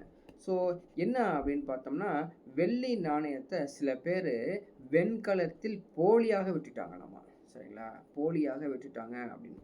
ஸோ இதை வந்து அரசாங்கம் தடுக்க முடியாமல் இருந்திருக்குது. யாருடைய காலத்தில்? முகமது பின் துக்ளக்குடைய காலத்தில் போலியாக வந்த நாணயங்களை தடுக்க முடியவில்லை. அதுக்கப்புறம் கொஞ்ச நாளைக்கு நாணய மதிப்பிழப்பு செஞ்சுருக்காரு, டிமானிட்டேஷன் பண்ணியிருந்திருக்காருங்க அப்பயே அவர். ஸோ நிறுத்திட்டாராமா. இது மாதிரி எந்த நாணயங்கள் கிடையாதுன்னு நிறுத்திட்டு மீண்டும் சிறிது நாள் கழித்து வெள்ளி நாணயங்களை விட்டுருக்காரு அப்படிங்கிறது நம்ம தெரிஞ்சுக்கலாம். ஃபஸ்ட்டு வெள்ளி விட்டுருக்காரு, அதுக்கப்புறம் வெண்கலம் விட்டுருக்காரு. ஸோ வெண்கலத்தில் நிறைய போலிகள் இருந்தனால மொத்தமாக நிறுத்திட்டு கடைசியாக வந்து மீண்டும் வெள்ளி நாணயத்தை இவர் விட்டுருக்காரு. அதுக்கப்புறம் வந்து பார்த்திங்கன்னா இன்னொரு முக்கியமான நிகழ்வு இவருடைய ஆட்சி காலத்தில் முகமது பின் துக்ளக் குரோசன் அப்படிங்கிற ஒரு பிளேஸ், குரோசன், அதுக்கப்புறம் வந்து ஈரான், இந்த 2 பிளேஸில் போய் படையெடுத்துட்டு போயிருக்காருங்க. யார்? இந்த முகமது பின் துக்ளக். அங்கே போய் வந்து யுனிவர்சல் கன்க்யூஸ்ட் அப்படின்னு சொல்லுவாங்க. இந்த நிகழ்வு நடத்துறதுக்காக முகமது பின் துக்ளக்கு 7,50,000 படை வீரர்களை சேர்த்து கொண்டு போயிருக்காராமா இந்த இது நடத்தணும் அப்படின்னு. ஸோ குரைசில் எக்ஸ்பிடிஷன் அப்படின்னு. ஸோ ஆக்சுவலாக கராச்சி படையெடுப்பு, ஆக்சுவலான கராச்சி படையெடுப்புன்னு சொல்லுவாங்க. இந்த கராச்சி படையெடுப்பில் வந்து நிறைய நிகழ்வுகள் நடந்திருக்குங்க. இந்த முகமது பின் துக்ளக் இவருடைய ஆட்சி காலத்தில் என்ன செஞ்சுருக்காரு அப்படின்னா சில சீர்திருத்தங்கள் செஞ்சுருக்காரு. அந்த சீர்திருத்தம் பேர் வந்து அக்ரேரியன் ரீஃபார்ம்ஸ் அப்படின்னு சொல்லுவாங்க. அக்ரேரியன் ரீஃபார்ம்ஸ் என்ன அர்த்தம்? வேளாண்மை சீர்திருத்தங்கள். ஸோ வேளாண்மை சீர்திருத்தங்கள் என்னென்னா வேளாண்மை சீர்திருத்தங்கள் செஞ்சான்னு கொஞ்சம் உள்ளே போய் பார்த்தோன்னா அங்கே அவருடைய எடுத்த ஒரு பிளேஸு தோவாப் அப்படிங்கிற ஒரு சமவெளி. சரிங்களா? அது நீண்ட காலம் பஞ்சமாக இருந்திருக்குது. அதை வந்து ஒரு வேளாண்மை செய்யக்கூடிய நிலமாக வந்து மாற்றிருக்காரு அப்படிங்கிறது இவருடைய ரீஃபார்ம்ஸில் ஒன்று முக்கியமானது. இருந்தாலும் இதை வந்து எதிர்ப்பு தெரிவிச்சிருக்காங்களாமா. சரிங்களா? எதிர்ப்பு தெரிவித்ததை வந்து அந்த விவசாயிகளை கடுமையாக தண்டிச்சிருக்காருன்னு ஒரு பக்கம். அங்கே பஞ்சம் இருந்ததை வந்து வேளாண்மை நிலமாக மாற்றுறது மட்டும் இல்லாமல் தோவா பிளேஸில் அந்த பஞ்சத்துக்கு வரி கட்டணும் அப்படிங்கிறத வந்து ஒரு ஒரு ஒரு ஒரு ரீஃபார்ம்ஸாக இருந்திருக்குது. அங்கே ஒரு பெரிய சீர்திருத்தமாக இருந்தது. ஸோ பஞ்சம் தாங்க முடியாமல் சில பேர் வந்து வரி வசூல் பண்ண முடியாமல் ஓடிட்டாங்க அப்படிங்கிறது ஒரு பக்கம். இந்த வரி வசூல் இருக்கு இல்லையா, அதை வந்து கவனிப்பதற்கு ஒரு அதிகாரியை நியமிச்சிருக்காராமா, திவான்-இ-அமீர் கோயி அப்படின்னு சொல்லுவாங்க. சரிங்களா? திவான்-இ-அமீர் கோயி அப்படிங்கிற ஒருத்தரையும் அவர் வந்து நியமித்தார். ஸோ இதோடைய சின்ன ரிஃபார்ம்ஸை நம்ம பார்த்தோம். ஸோ துக்ளக் வம்சத்தில் அடுத்த ஒருத்தர் வராரு. அவர் பேர் வந்து பார்த்திங்கன்னா 1351லேருந்து 1388 வரைக்கும் ஆட்சி செஞ்சவர். ஸோ இவர் வந்து பேர் ஃபெரோஸ் ஷா துக்ளக். சரிங்களா? ஃபெரோஸ் ஷா துக்ளக் இவர் தான் வந்து ஆட்சிக்கு வராரு. சரிங்களா? முகமது பின் துக்ளக் தனது வாரிசை அறிவிக்காமலே இறந்துட்டாராமா. அதான் முக்கியமானது. எனக்கு அப்புறம் யாருங்க சக்சஸர் அப்படின்னு சொல்லாமலே யார் முகமது பின் துக்ளக் வந்து இறந்துட்டாரு. அதனால் அந்த முகமது பின் துக்ளக்குடைய சகோதரி சிஸ்டர் இருக்காங்க இல்லையா, சகோதரி தனது மகனுக்கு ஆட்சி தான், சகோதரியுடைய மகன் தான் ஆட்சியை வந்து வேணும் அப்படின்னு கேட்குறாங்க. பட் வந்து பிரபுக்கள் அதை ஆதரிக்கவில்லை. முகமது பின் வாழ்நாள் நண்பர், முகமது பின் துக்ளக் இருக்கா இல்லையா, அவருடைய வாழ்நாள் நண்பர் ஒருத்தர் இருக்காரு.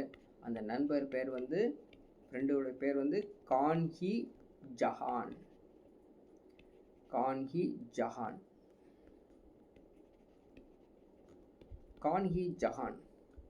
அவர் வந்து பரிந்துரை பண்ணுறாருங்க, ஒரு சஜஷன் கொடுக்குறாரு, ரெக்கமெண்டேஷன் கொடுக்குறாரு.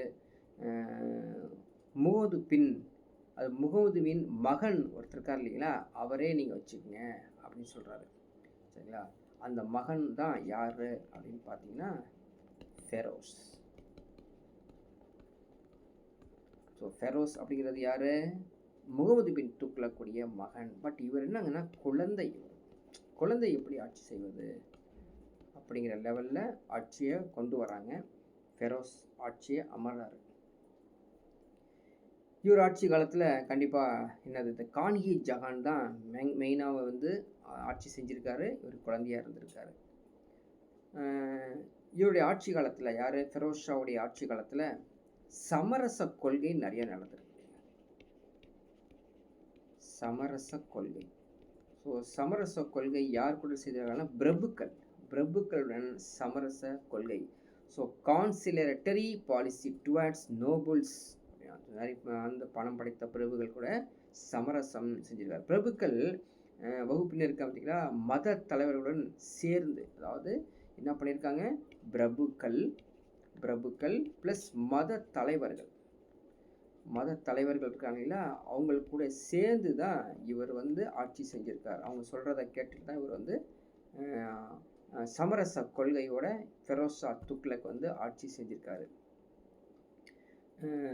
சிலது வந்து பார்த்திங்கன்னா, சிலது அலாவுதீன் ஆதரிக்காத சில பரம்பரைகள்லாம் இவர் வந்து அட்ஜஸ்ட்மெண்ட் பண்ணியிருக்காரு. அதெல்லாம் வந்து பெருசாக வந்து ஹெரிடிட்டரி அப்பாயின்மெண்ட்லாம் வந்து பண்ணியிருக்காரு அப்படிங்கிறது ஒரு நிகழ்வு நடக்குது. வருவாய் நிர்வாகத்தெல்லாம் வந்து இவர் ஒழுங்கு செஞ்சுருக்காரு. ஃபெரோஸ் ஷா வந்ததுக்கப்புறம் வருவாய் நிர்வாகத்தை வந்து ஒழுங்கு செஞ்சுருக்காரு. அதுக்கப்புறம் டேக்ஸை வந்து ரெடியூஸ் பண்ணியிருக்காரு, வரிகள்லாம் வந்து குறைச்சிருக்காரு அப்படின்னு பார்க்கலாம். இவருடைய கொள்கைகள் என்ன அப்படிங்கிறது பார்க்கலாம். ஸோ ஒவ்வொருத்தரும் வரும்போது ஒரு கொள்கைகள் விடுவாங்க. ஸோ இவங்களுடைய policy, policy of Feroz Shah அப்படின்னா இவருடைய பாலிசி என்ன தெரியல, மெயின் பாலிசி நோ வார். முக்கியமான பாலிசி வந்து சண்டையே கிடையாது. ஸோ இவர் வந்து எதுவாக இருந்தாலும் பேசி தீர்த்துக்கணும் அப்படிங்கிற சமரச கொள்கையை தான் இவர் பயன்படுத்தியிருக்காரு. நோ வார்ஸ், போர்கள் வேண்டாம் என்பது தான் ஃபெரோஷாவின் முக்கியமான கொள்கை. ஸோ எதுவாக இருந்தாலும் ஈவன் கிளர்ச்சியாளர்கள் இருந்தாலும் என்ன பண்ணுறாங்க, ஒரு சமரசத்துக்கு வந்திருக்காங்க, சமரசம் கையாண்டிருக்காரு. அவர் காலத்தில் மங்கோலியர்கள் தாக்குதல் இருந்தாலும் அதை வந்து இந்த மங்கோலியர்களுடைய தாக்குதலை வெற்றிகரமாகவும் அவர் வந்து எதிர்கொள்ளியிருக்காரு அப்படிங்கிறது இவருடைய பாலிசியில் இருக்குது. அவருடைய காலத்தில் ஒரு பெரிய இராணுவ படை, சரிங்களா, இருந்திருக்காம. எப்போனா 1362 இராணுவ படை வந்து சிந்து மீது படையெடுத்து வந்திருக்காங்களாமா.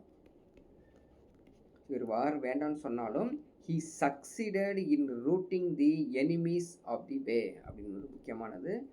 So a major military campaigns of his period was against Sind 1362 அப்படிங்கிறது முக்கியமானது. அதுக்கப்புறம் வந்து பார்த்திங்கன்னா நிறையா டேக்ஸஸ் வந்து ரெடியூஸ் பண்ணியிருக்காரு, சரிங்களா.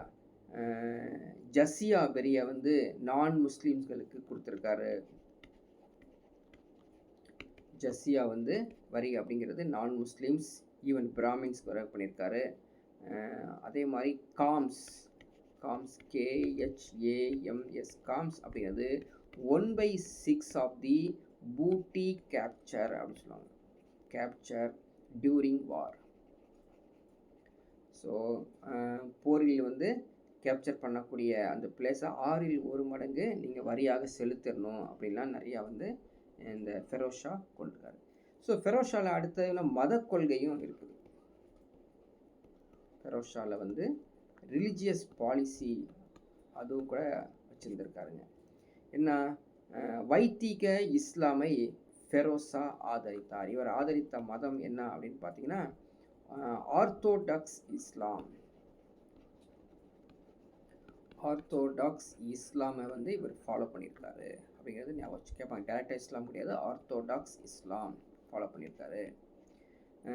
மத தலைவர்களை மனநிறைவு செய்வாராமா, அவங்க சொல்கிறத ஃபாலோ பண்ணிக்குவார், சரிங்களா. மத விரோதிகளை கொடுமைப்படுத்தியிருக்காரு. மத விரோதிகளை கொடுமைப்படுத்துவது ஒரு வாடிக்கையாகவே இருந்திருக்காரு. இஸ்லாமிய விரோத நடவடிக்கைகள் யாராவது இருந்தாங்கன்னா அதை வந்து தடை செய்யணும் தான் முக்கியமான இருந்திருக்காரு. ஸோ ஆல்ரெடி இன்னும் ஜசியா வரியை வந்து விதித்திருக்காரு அப்படிங்கிறது பார்க்கலாம். ஏழை பெண்கள் திருமணத்திற்கு ஒரு துறையே வச்சிருந்திருக்காராமா. ஏழை பெண்கள் திருமணத்திற்கு ஒரு துறை வச்சிருந்திருக்காரு இல்லையா. அந்த துறை பேர் கேட்பாங்க திவான்ஹி கைரத். திவான்ஹி கைரத் அப்படிங்கிறது எதை குறிக்குது, ஏழை பெண்களுக்கு திருமணத்துக்கு உதவி புரிவதற்காக ஒரு துறை. அந்த துறை பேர் வந்து திவான்ஹி கைரத், சரிங்களா. அடுத்த ஒரு பார்த்தீங்கன்னா ஓய்வு ஊதிய துறைன்னு ஒரு துறை இருக்குது. அந்த துறை பேர் வந்து திவான்ஹி இஸ்திகால். திவான்ஹி இஸ்திகால்ப், சரிங்களா. திவான்ஹி இஸ்திகால்ப்னா பென்ஷன் டிபார்ட்மெண்ட், ஓகேங்களா. திவான்ஹி கைரத் அப்படிங்கிறது இந்த ஏழையை குறிக்குது, சரிங்களா. கைரத் அப்படிங்கிறது ஏழையை குறிக்குது. இஸ்திகாப் அப்படிங்கிறது வந்து பென்ஷனை குறிக்குது, ஓய்வூதியத்தை குறிக்குது. ஸோ அதனால் அரபி வேர்டு, சரிங்களா. அடுத்தது வந்து பார்த்தீங்கன்னா தாருல் இ ஷைபா. அரசு கவர்மெண்ட் ஜிஹெச், அரசு மருத்துவமனை ஜிஹெச் அப்படிங்கிறது தாருல் இ ஷைபா. அடுத்தது வந்து பார்த்தீங்கன்னா திவான்ஹி பண்டகன். ஸோ திவான்ஹி பண்டக அப்படின்னா அடிமைகளுக்கான துறை, அடிமைகளுக்கான டிபார்ட்மெண்ட் ஆஃப் ஸ்லாப்ஸ். ஸோ ஞாபகம் வச்சுக்கணும், 4 டிபார்ட்மெண்ட்ஸாக மட்டும்தான் சொல்லியிருக்கோம். ஒன்று வந்து ஏழைக்கு டிபார்ட்மெண்ட் திவானிகி கைரத்து, ஓய்வூதியருக்கு பென்ஷனுக்கு வந்து திவானிகி இஸ்திகாப், திவானிகி பண்டகன் அப்படின்னா அடிமை, தாருல்ஹி ஷைப்பா அப்படிங்கிறது ஜிஹெச் கவர்மெண்ட் ஹாஸ்பிட்டல். சரிங்களா, இது மாதிரி ஞாபகம் வச்சுக்கணும். ஃபெரோஸ் ஷா அடுத்த ஒரு வேலை செய்கிறார். என்னது அப்படின்னா இரிகேஷன் சிஸ்டம். அவர்கிட்ட வந்து நிறைய செஞ்சுருக்காருங்க. நீர்ப்பாசன திட்டத்தை பண்ணியிருக்காங்க. நீர்ப்பாசன திட்டம். ஸோ நீர்ப்பாசன திட்டம் என்னது அப்படின்னு பார்த்தீங்கன்னா, முதல்ல இந்த சட்லஜ் நதி இருக்குது பார்த்தீங்களா, அந்த சட்லஜ் நதியிலிருந்து ஹன்சி அப்படிங்கிற ஒரு பிளேஸுக்கு கால்வாயை கொண்டு வந்திருக்காரு. கால்வாயை கொண்டு வந்து வெட்டி கொடுத்துருக்காருங்க. இவர் செஞ்சுருக்காரு. யமுனை இருக்கு இல்லையா, ஸோ யமுனையிலிருந்து எகைன் கால்வாயை வெட்டி, சரிங்களா, பொதுப்பணித்துறையும் தனியாக ஒரு கொண்டு வந்து, ஸோ விவசாயத்துக்கு தேவையான நீர் பாசனத்தை ரெடி பண்ணி கொடுத்துருக்காங்க. அதுக்கப்புறம் அடுத்த ஒரு இன்ஃபர்மேஷன்ஸ் அப்படின்னு பார்த்தீங்கன்னா, நீர்ப்பாசன திட்டம் இல்லை, அடுத்த கண்டினியூட்டி ஹிஸ்ட்ரி அப்படியே பார்த்தோம்னா, தனது மகன் யாருடைய ஃபெரோஸ் ஷா துக்ளக் அவருடைய மகன், தனது மகன் இருக்கார் இல்லையா, அந்த மகன் பெயர் என்ன அப்படின்னு பார்த்தீங்கன்னா பத்தே கான். பத்தே கான், சரிங்க, தனது மகன் பத்தே கான். பத்தே கானையும் தன்னுடைய பேரன் கியாசுதீன். ஸோ 2 பேரும் சேர்ந்து இணை ஆட்சியாளர்களாக இருங்க, இணை ஆட்சியாளர் கலெக்டராக இருங்க அப்படின்னு சொல்கிறாரு. இவங்களை சொல்லி முடித்ததுக்கப்புறம் 1388 ஃபெரோஸ் ஷா இறந்துடுறாரு. ஸோ ஃபெரோஸ் ஷா துக்ளக் இறந்த 6 ஆண்டுகளுக்கு அவரை தொடர்ந்து 4 ஆட்சி செஞ்சாங்களாமா. மாறி மாறி யார் செய்யணும் அப்படின்னே இல்லை, அது மாதிரி ஆட்சி செஞ்சுருக்காங்க. ஸோ இதுக்கு நடுவில் ஒரு முக்கியமான இன்வேஷன் ஒன்று நடக்குது. அந்த இன்வேஷன் என்னது? தைமூர் படையெடுப்பு. தைமூர் படையெடுப்பு ஃபேமஸ், எக்ஸாம்பிள் கேட்பாங்க பார்த்துங்க. துக்ளக் ஆட்சியில் நடந்தது தைமூர் படையெடுப்பு. கடைசி அரசர் என்ன? ஸோ புக்கில் வந்து பார்த்தீங்கன்னா ஒவ்வொரு டினஸ்டிலையும் வந்து முதல் அரசர், முதல் சுல்தான், கடைசி சுல்தான்லாம் கிளியராக கொடுக்காதனால நீங்கள் என்ன பண்ணணும், நெட்டில் சர்ச் பண்ணி டீட்டெயிலாக தெரிஞ்சுக்கணும். இப்போ கடைசி துக்ளக் அரசர் யார் அப்படின்னு பார்த்தீங்கன்னா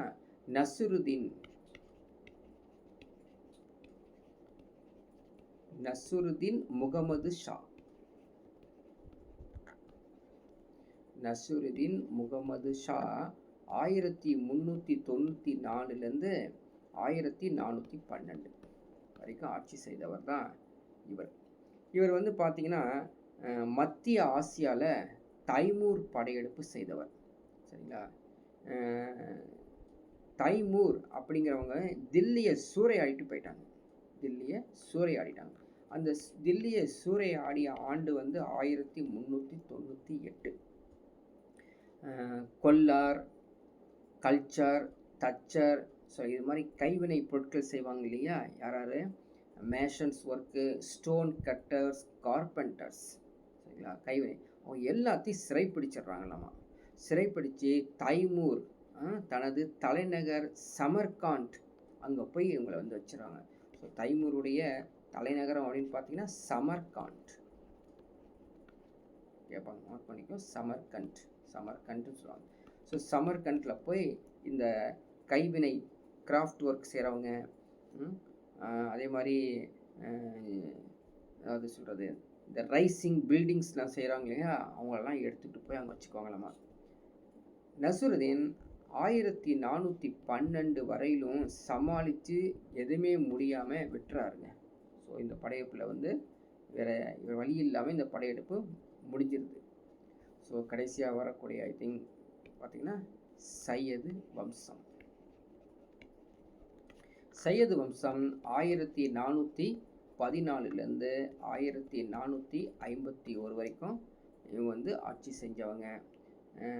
பஞ்சாப் போர் இவங்க ஆட்சி காலத்தில் நடந்தது. பஞ்சாப் போர் முக்கியமானது.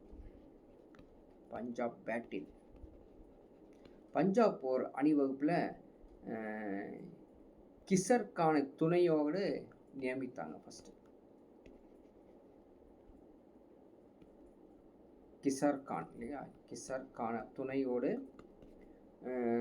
ஒருத்தரை வந்து நியமிக்கிறாங்க. எங்கே? தைமூருக்கு. தைமூரில் தான் படையெடுப்பு முடிஞ்சிருது, அங்கே வின் பண்ணிடுறாங்க. அந்த இடத்துல கிசர் கானை வந்து உட்கார வைக்கிறாங்க. கிசர் கான் என்ன பண்ணுறாரு அப்படின்னு பார்த்தீங்கன்னா, இந்த கிசர் கான் 1414லேருந்து 1421 இந்த காலவாக்கில் ஆட்சி செஞ்சவர் எங்கே போகிறாருன்னா, தானே அப்படிங்கிற பிளேஸுக்கு போகிறாரு. சரிங்களா? தானே போயிட்டு தானேலேருந்து எகைன் டெல்லியை வந்து கேப்சர் பண்ணிடுறாரு. சரிங்களா? டெல்லியை வந்து கேப்சர் பண்ணிவிட்டு ஆட்சி புரிய ஆரம்பிக்கிறாரு. ஸோ கிசர்கான் நிறுவியது, கிசர்கான் தான் என்ன பண்ணுறாருங்க, சையது வம்சம் அப்படிங்கிற வம்சத்தை உருவாக்குறாரு. சரிங்களா? இவர் 1451 வரை 4 சுல்தான்கள் தொடர்ந்து வந்து ஆட்சி செஞ்சுருக்காங்க. நம்ம சையது சுல்தான்கள். சரிங்களா? அவருடைய ஆட்சியில் வந்து பார்த்தீங்கன்னா, யஹியா பின் அகமத், யஹியா பின் அகமத் சிரிநிதி. ஸோ இவர் இயற்றிய ஒரு நூல் அப்படின்னு கேட்பாங்க. இவர் இயற்றிய நூல் வந்து தாரிக்-இ முபாரக் சாயி. சரிங்களா? இவர் வந்து ஒரு முக்கியமான நூல். ஸோ இவங்களை பற்றி நிறையா எழுதப்பட்டுள்ளது. இவங்களுடைய ஆட்சி ரொம்ப எக்ஸ்பென்ஷனாக இருந்தது. ஆனால் சையது வம்சம் வந்ததுக்கப்புறம் இவங்களுடைய ஆட்சி, டெல்லி சுல்தான்கள் ஆட்சி, டெல்லியை மட்டும்தான் ஆட்சி செஞ்சுருக்காங்க. மீதியெல்லாம் அப்படி சுருங்கிருச்சு அப்படிங்கிறதும் ஒரு முக்கியமானது. சரிங்களா? அடுத்தது வந்து பார்த்தீங்கன்னா லோடி வராரு. லோடி வம்சம். லோடி வம்சம் 1451லேருந்து 1526 வரைக்கும் ஃபேமஸான இப்ராஹிம் லோடி அப்படின்னு கேள்விப்பட்டிருப்பாங்க இல்லையா? லோடி வம்சத்தை நிறுவியவர் யார் அப்படின்னு கேட்டாங்கன்னா, பஹலுல் லோடி. ஸோ பஹலுல் லோடி தான் லோடி வம்சத்தை நிறுவியவர். சரிங்களா? இவர் வந்து வங்கத்தில் இருக்கக்கூடிய ஷார்கி அரசு அப்படின்னு ஒரு அரசு இருந்துச்சு. ஷார்கி கவர்மெண்ட், அதை வந்து இவர் கேப்சர் பண்ணிக்கிறாரு. அதையும் நம்ம தான் கண்ட்ரோலில் வச்சுக்கிறாரு. இவருக்கு ஒரு மகன் இருக்காருங்க. யார்? பஹலுல் லோடிக்குரிய மகன் பேர் வந்து சிக்கந்தர் லோடி.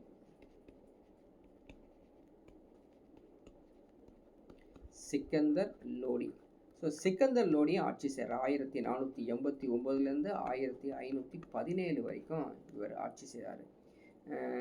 இவர் சிக்கந்தர் லோடி ஆட்சி காலத்தில் என்ன நடக்குது அப்படின்னா, 1504 ஒரு முக்கியமான நிகழ்வு என்னன்னா, டெல்லியிலேருந்து ஆக்ராவுக்கு தன்னுடைய தலைநகரத்தை மாற்றுகிறார். சரிங்களா? ஆக்ராவை மாற்றிக்கிறார். 3 இடத்துல பார்த்துருக்கோம், அதனால வச்சுக்கோங்க. ஸோ கடைசி லோடி ஆட்சியார் இப்ராஹிம் லோடி அப்படின்னு நம்ம வந்து ஃபேமஸாக தெரியும். ஸோ இப்ராஹிம் லோடி ஆட்சி காலத்தில் தான் என்ன நடக்குது? ஸோ ஃபஸ்ட்டு பானிபட் போர் நடக்குது இல்லையா? முதலாம் பானிபட் போர் நடக்குது. யாருக்கிடையே? ஸோ முகலாய வம்சத்தை நிறுவ வராரு பாபர். சரிங்களா? பாபர் வந்து முதல் 1526 தோல்வி பெற்றார். பாபர் வந்து தோல்வி அடைஞ்சிடறாங்க 1526 முதலாம் பானிபட்டு போரில். சரிங்களா? ஸோ இதெல்லாம் வந்து நம்ம இதுக்கப்புறம் வந்து முகலாய பேரரசு ஸ்டார்ட் ஆயிரும். ஸோ அதை பற்றி நம்ம இங்கே பேச போகிறது இல்லை. நம்ம வந்து பார்த்திங்கன்னா இவங்களுடைய ஆட்சி காலத்தில் நிர்வாகம் முக்கியமானது. நிர்வாகத்திலேருந்து கேள்விகள் கேட்கப்படும். சரிங்களா? ஸோ நம்ம ஞாபகம் வச்சு நிர்வாகத்தை எப்படி இருந்தது அப்படிங்கிறத பார்க்கலாம். ஸோ இவங்க நிர்வாகத்தில் யாருங்க இருந்தாங்கன்னா, முதல்ல யார் இருந்தது? அட்மினில் பார்க்கலாம். சுல்தான் தான். சுல்தான் அப்படிங்கிறது ராஜா சொல்கிறோம் இல்லையா, அதான் சுல்தான். ஸோ சுல்தான் கீழே நாஹீப் அப்படின்னு ஒருத்தர் இருப்பார். அவருக்கு அடுத்த போஸ்ட்டு நாஹீப் அல்லது வாலி அல்லது வலி. ஸோ வலிங்கிறவர் அடுத்தது போஸ்ட்டு. அதுக்கப்புறம் ஒரு 5 போஸ்ட் இருக்குங்க. அதுக்கப்புறம் தான் மற்றவங்களாம். அந்த 5 போஸ்ட்டும் நம்ம வந்து ஞாபகம் வச்சுக்கணும். அது எங்கேயாவது கேட்க வாய்ப்பு இருக்குது எக்ஸாம்பிள். என்னென்ன ஃபஸ்ட்டுனா எல்லாமே திவான்னு ஞாபகம் வச்சுக்கணும். நான் ஷார்ட் ஃபார்மில் எழுதிக்கிறேன், இல்லாட்டி சும்மா எழுதிட்டு இருக்கணும். திவான் இ எல்லாத்துக்குமே வரும். ஒரு 4 இதுக்கு வந்துடும். திவான் இ வசீரத். திவான் இ வசீரத். ஓகேங்களா? ஸோ திவான் இ வசீரத் அப்படின்னு ஒருத்தர். அடுத்தது பார்த்தீங்கன்னா அரீஸ். இந்த நேம் ஞாபகம் வச்சுக்கோங்க. எல்லாமே திவான் இ தான் வரும். வசீரத், அரீஸ் அப்படின்னு ஞாபகம் வச்சுக்கோங்க.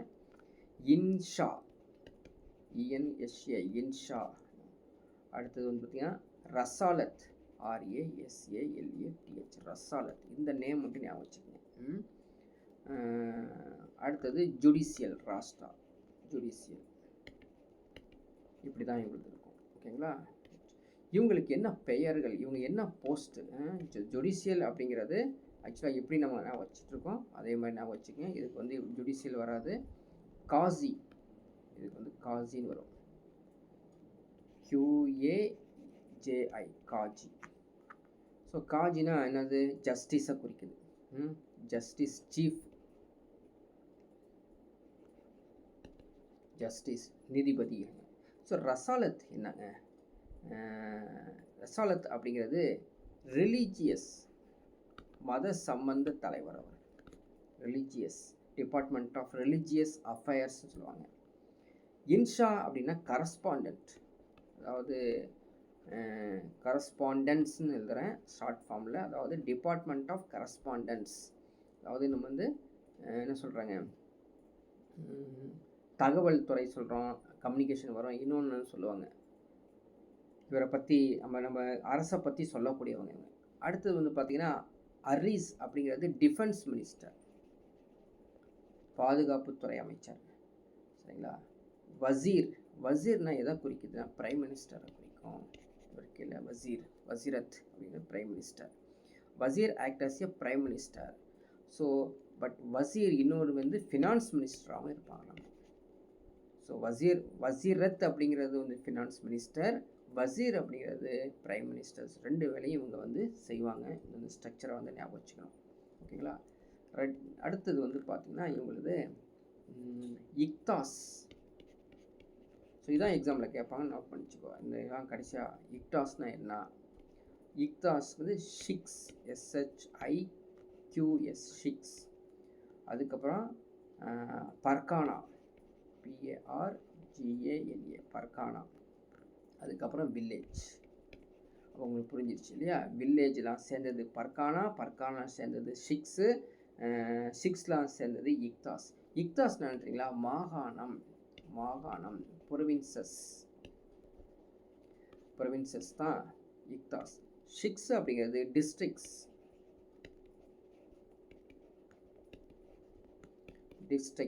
சரிங்களா? பர்கானா அப்படிங்கிறது சப் டிஸ்ட்ரிக்ட்ஸ் பர்கானா. வில்லேஜ்னால் தெரியும். ஸோ இதுக்கான நேம் தான் இப்போ பார்க்க போகிறோம். ஸோ இந்த நேம் என்ன வரும்னு பார்த்தீங்கன்னா, இக்தாஸ் அப்படிங்கிற பிளேஸை பார்க்கக்கூடியவர் யார் அப்படின்னா முக்தீஸ்ன்னு சொல்லுவாங்க. முக்தீஸ்லாம் வந்து இக்தாஸை வந்து தலைவராக இருப்பாங்க. போஸ்ட் பேர் கவர்னர்னு சொல்கிறோம் பார்த்தீங்களா, அந்த போஸ்ட்டு. அல்லது வலீஸ், இது கவர்னர் கூடிய போஸ்ட். ஷிக்ஸு என்னன்னா ஷிக்தாரை இருப்பாங்க. பர்கானா வந்து அமில். இது வந்து பார்த்திங்கன்னா முக்கத்தம், வில்லேஜ் வந்து முக்கத்தம். இதில் என்ன நேம் தெரியுங்களா? அந்த போஸ்டோடைய நேம் முக்கத்தம் அல்லது சௌத்ரி அப்படிங்கிற நேம் வந்து வந்துடும். ஸோ இது வந்து ஆல்மோஸ்ட்டு நம்ம மேக்ஸிமம் எல்லாமே சொல்லிட்டோம். அடுத்தது வந்து பார்த்திங்கன்னா இவங்களுடைய ஆட்சி காலத்தில், சுல்தானுடைய ஆட்சி காலத்தில் தொழில்துறையெலாம் இருந்திருக்குது அப்படிங்கிறதும் நம்ம தெரிஞ்சுக்கலாம். என்னென்ன தொழில்துறை வல்லமையாக இருந்திருக்காங்களாமா. ஸோ இண்டஸ்ட்ரியல் ப்ராக்டிசஸ்லாம் நிறையா பண்ணியிருக்காங்க. டெல்லி சுல்தானியர் ஆட்சி காலத்திலாம் இந்தியாவிலே வந்து தொழில்நுட்பம்லாம் வந்திருக்காங்க. அது முக்கியமானது. சரிங்களா? தொழில்நுட்பம், டெக்னாலஜி, தொழில்நுட்பம் இவங்களுடைய ஆட்சி காலத்தில் தான் வந்திருக்குது. நூற்பு சக்கரம் அப்படின்னு சொல்லுவாங்க. நூற்பு சக்கரம் இவங்களுடைய ஆட்சி காலத்தில் வந்திருக்குது. எல்லாமே வந்து 14th செஞ்சுரியில் ஈரான்லேருந்து எல்லாமே வந்திருக்குது. இது முக்கியமானது. அதே மாதிரி நூல் இருக்கு இல்லையா, அந்த ஸ்பின்னிங் மில்ஸ், அந்த மில்ஸும் இவங்க ஆட்சி காலத்தில் ஃபேமஸாக இருந்தது. நூல் உற்பத்தி செய்கிறது. பட்டுப்புழு வந்து வளர்த்துருக்காங்க. சரிங்களா? நிறைய தொழில்நுட்பத்தை பயன்படுத்தியிருக்காங்க. சந்தைகள்லாம் உருவாக்கியிருக்காங்க அப்படிங்கிறது நம்ம தெரிஞ்சுக்கலாம்.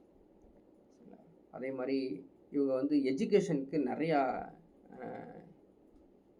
வழிகாட்டியிருக்காங்க. நிறையா வந்து எஜுகேஷனுக்கு வந்து பார்த்திங்கன்னா, இப்போ காலேஜுக்கு போகிறோம், ஸ்கூலுக்கு போகிறோம் அப்படின்னா இவங்க வந்து மக்கத்தப் அப்படின்னு சொல்லுவாங்க. மக்கத்தப்.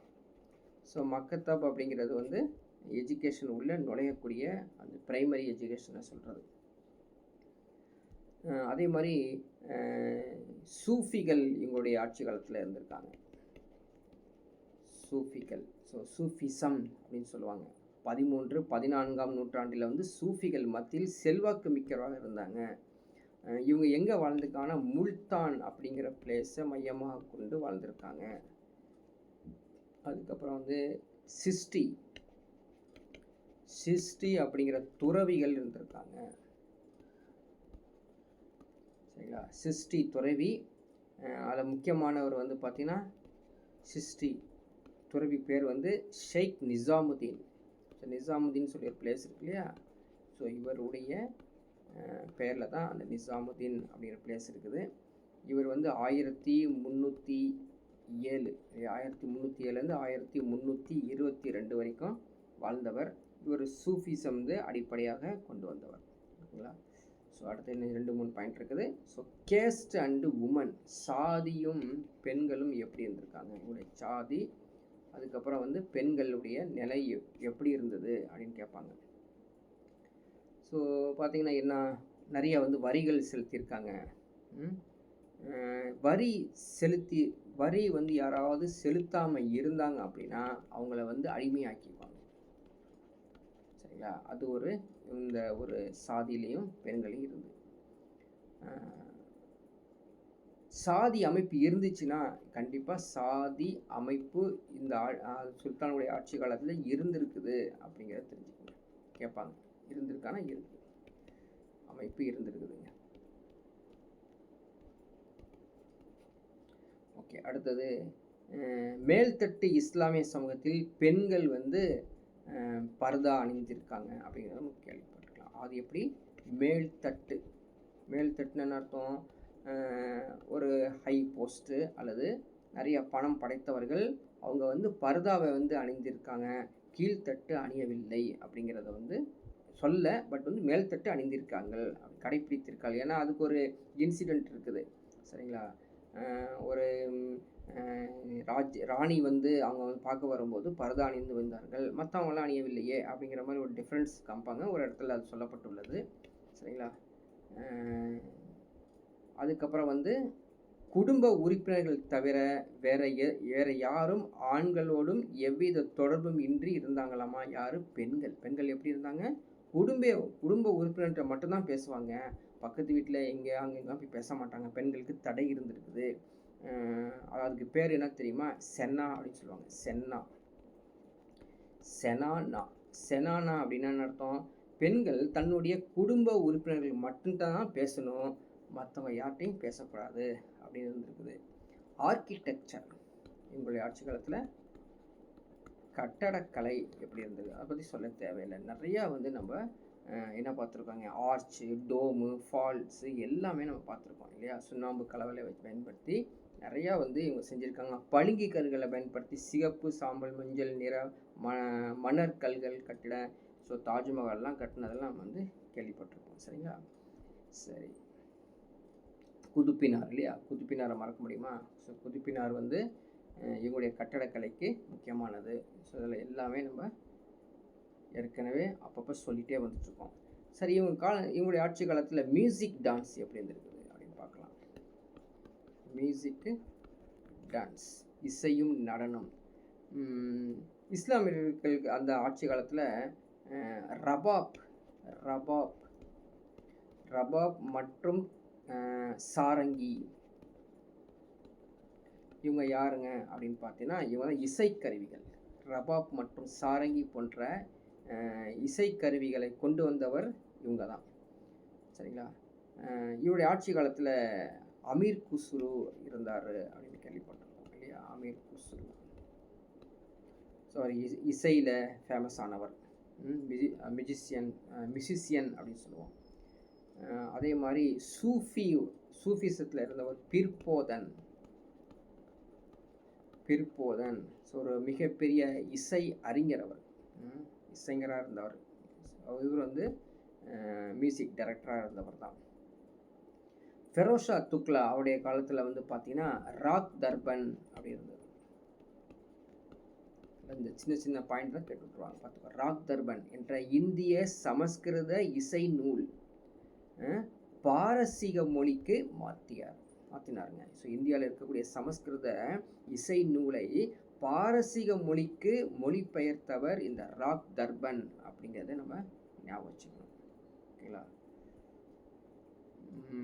அடுத்தது வந்து பார்த்தீங்கன்னா பாவாய் அப்படின்னு சொல்லுவாங்க. பாவாய் பாஃபாய் அப்படிங்கிறது என்னது? பாஃபாய் துல் ஃபாத். பாஃபாய் துல் பாவாத் அப்படிங்கிற நூலை எழுதியவர் யார்? இந்த நூலை எழுதியவர் யார் அப்படின்னு கேட்டாங்க அப்படின்னா அமீர்